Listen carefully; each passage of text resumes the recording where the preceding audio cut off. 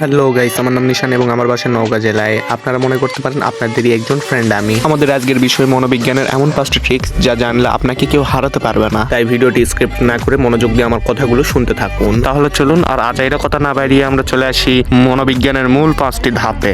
Number 1, যেখানেই থাকুন না কেন সবসময় কম কথা বলুন, কারণ যারা কম কথা বলে তাদের থেকে চালাক মানুষেরা সবসময় দূরেই থাকে। নাম্বার 2, আপনাকে দেখে যদি কেউ মিথ্যে কথা বলে তাহলে তার চোখের দিকে তাকান, একটা মুচকি হাসি দিন এবং বলুন তাকে সত্য কথা বলো। নাম্বার 3, সব সময় কনফিডেন্টের সঙ্গে কথা বলবেন, কখনো ভয় পেয়ে কথা বলবেন না, কারণ আপনি যখনই ভয় পেয়ে কথা বলবেন তখনই অন্যরা আপনাকে হালকাভাবে নিতে শুরু করবে। নাম্বার 4, সব সময় সত্য কথা বলবেন না, কিছু সময় সুযোগ বুঝে মিথ্যে কথাও বলবেন, কিন্তু কেউ যাতে বুঝতে না পারে এমন ভাবে, কারণ কেউ যদি বুঝতে পারে যে আপনি মিথ্যা কথা বলছেন তাহলে এর পরবর্তীতে আপনার কোনো সত্য কথাও সে আর বিশ্বাস করতেই চাইবে না।